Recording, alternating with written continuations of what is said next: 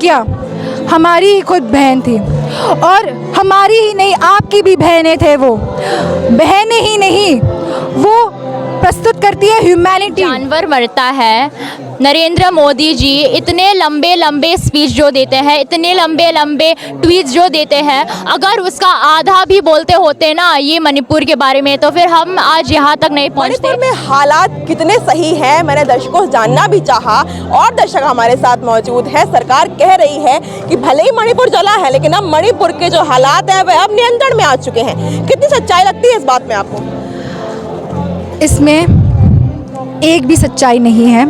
हमारे भाई बहन अभी तक अपने गांवों को बचाने के लिए, अपने लोगों को बचाने के लिए, अपनी मर्यादा को बचाने के लिए अभी तक लड़ रहे हैं। और कब तक लड़ेंगे? कब तक आप उनको अकेले में छोड़ेंगे उधर? क्या वह आपके भाई बहन नहीं है जो उधर देश के लिए लड़ रहे हैं, जो अपने मर्यादा के लिए, अपने सम्मान के लिए लड़ रहे हैं, अपने हक के लिए लड़ रहे हैं? तो क्या आपके अंदर मनुष्यता समाप्त हो चुकी है कि आप हमें अपने भाई बहन नहीं मानते हैं? अगर जो भी देख रहा हो, जो भी मनुष्य ये देख रहा हो, उसके अंदर मनुष्यता है,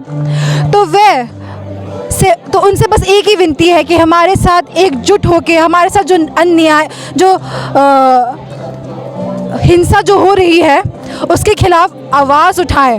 हमारे साथ एकजुट होकर हमारी आवाज़ ताकि सरकार तक पहुंच सके, ताकि शांति प्रकट हो सके राज्य में।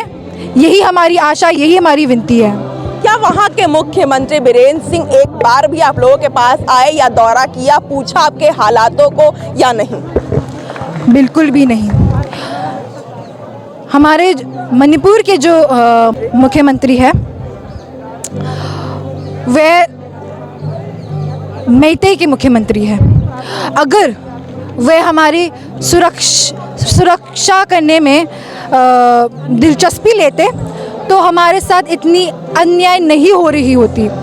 हमारी 3 बहनों को ऐसे उनकी मर्यादा के साथ खिलवाड़ नहीं हो रहा होता।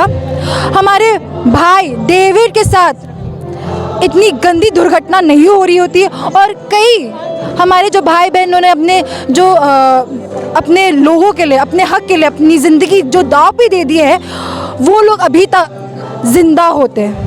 एक शर्मनाक वीडियो जिस तरीके से जब सामने आई, भले वो वीडियो पुरानी थी लेकिन अब सामने आई, क्या उसका लगता ही था आपको कि ऐसा कहीं हमारे साथ ना हो जाए कि आप वहाँ पे रह रहे हैं, तमाम लोग रह रहे हैं, एक डरनी माहौल आपके अंदर बना हुआ होगा कि हाँ जान को तो खतरा है पर इज्जत को भी लेके इतना खतरा बना हुआ है?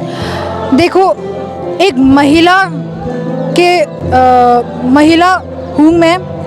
अगर कोई व्यक्ति, और बाकी महिलाओं को भी पता होगा, अगर कोई व्यक्ति आपको ऊपर से नीचे देखे भी तो तब भी आपको अजीब लगता है। तो उन महिलाओं को तो उनकी तो कपड़े निकाल दिए गए, उनके साथ बलात्कार कर दिए गए, इतना सब कुछ हो गया, वो भी 1 या 2 लोगों की वजह से नहीं, लेकिन पूरे इतने सारे मेइतेई मॉब ने किया है ये।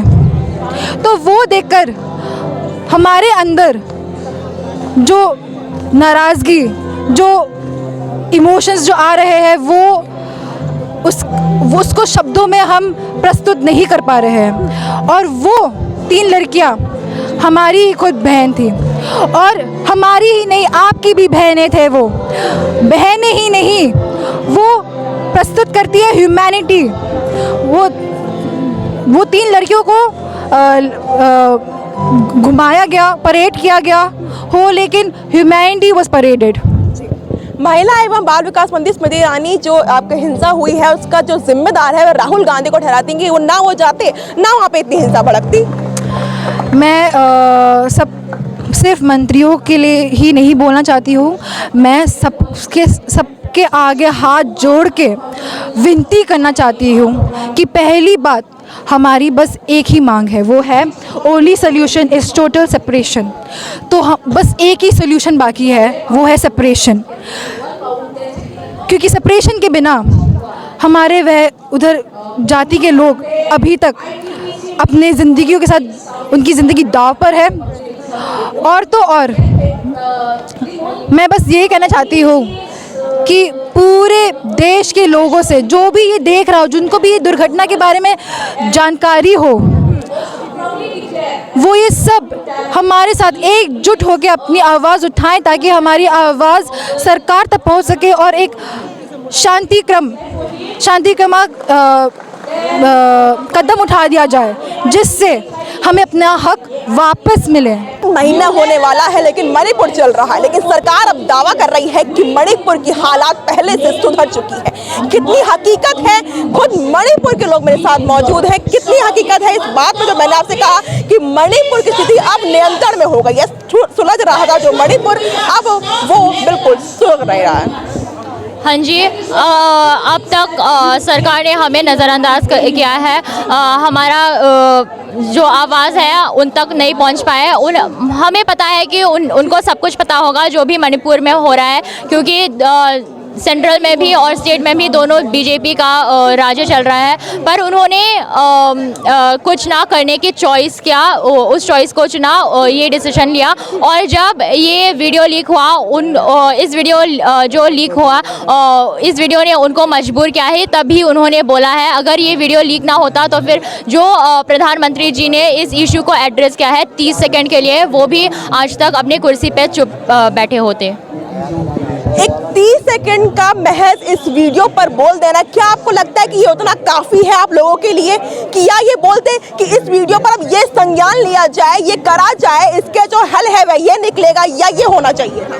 जब एक जानवर मरता है, नरेंद्र मोदी जी इतने लंबे लंबे स्पीच जो देते हैं, इतने लंबे लंबे ट्वीट्स जो देते हैं, अगर उसका आधा भी बोलते होते ना ये मणिपुर के बारे में, तो फिर हम आज यहाँ तक नहीं पहुँचते, आज बातें यहाँ तक नहीं ना बिगड़े हुए होते। तो मैं चाहती हूँ कि नरेंद्र मोदी जी, मैं आपके लिए एक सवाल लाना चाहूँगी कि अगर आप विदेश यात्रियों में जा सकते हैं, बहुत बड़े बड़े लोगों से हाथ मिलके गले लगा सकते हैं, तो फिर आप मणिपुर जाके जिनका ये ज़िंदगी अफेक्ट हुआ है, जिनका एजुकेशन अफेक्ट हुआ है, जिनका इज्जत उतार दी गई है बहुत लोगों के सामने, आप जाके उनको कंफर्ट क्यों नहीं कर सकते? आप जाके उनको ये यकीन नहीं दिला सकते कि आप उनका चिंता कर सकते हैं और हम भी भारत के हिस्सा मानते हैं आप? बिल्कुल सवाल आता है, ये भी हमारे भारत के हैं, लेकिन आपने बात करी देश के प्रधानमंत्री नरेंद्र मोदी की, लेकिन इस यहाँ के देश की महिला एवं बाल विकास मंत्री स्मृति ईरानी जो कहती हैं कि इसके जिम्मेदार तो राहुल गांधी है, लगता है कि आपको इस सच इस बात में?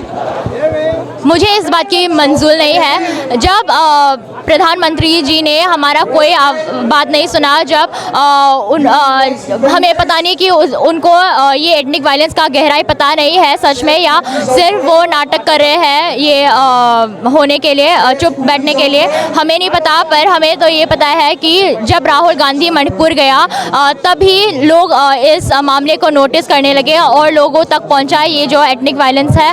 और जब राहुल गांधी मणिपुर पहुंचा तब भी उन्हें मैतेई लोगों ने जाने नहीं दिया, पर उन्होंने दूसरी उपाय ढूंढकर किसी भी हाल में चुरचानपुर तक पहुंचने की कोशिश किया। तो फिर हम इस बात से बहुत खुश हैं और उन्होंने जाके उन लोगों को कंफर्ट किया जो रेफ्यूजी कैंप्स में थे।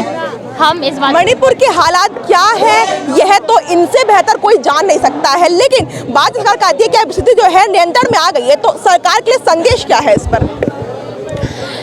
अभी भी जब पूरा भारत देश अपना आवाज़ उठा रहे हैं उन दो महिलाओं और मणिपुर के लिए, तब भी सरकार कुछ नहीं कर रहे हैं, तब भी सरकार चुप है। ऐसा कोई बड़ा कार्य नहीं दिखाया उन्होंने। क्या देश का जनता जिन्होंने आप ही को, नरेंद्र मोदी जी आप ही को उस कुर्सी पर बिठाया है, जिस जनता ने आप ही को वोट दिया है, क्या उनका आवाज़ आपके लिए महत्वपूर्ण नहीं है? क्या आपके लिए इंटरनेशनल रिलेशंस इससे ज़्यादा इम्पोर्टेंट है? क्या हम ये नहीं चाहते कि आप एक ऐसा प्रधानमंत्री बनो कि जिन सब ने आपको वोट किया है वो पछताए? हम नहीं चाहते कि आप ऐसे प्रधानमंत्री बन जाएं कि जिन्होंने आपको वोट किया है वही उल्टा पछताने हुए लग जाएं। ये शब्द क्योंकि संविधान मणिपुर के लोगों का है। बहुत ही शर्मनाक बात आती है कि वीडियो के बाद अब सरकार जाग रही है, ऐसा भी लोग का कहना है। लेकिन स्थिति जो है मणिपुर में नियंत्रण में है नहीं है, यह भी एक सवाल बहुत बड़ा पैदा करती है। जब सुरक्षा बल अब जो दोबारा और तेजी से तैनात किए गए हैं, क्या उनके बाद मणिपुर अब जलना बंद हो जाएगा? सवाल मेरा, जवाब आपका। तो देखते रहो टीवी। धन्यवाद।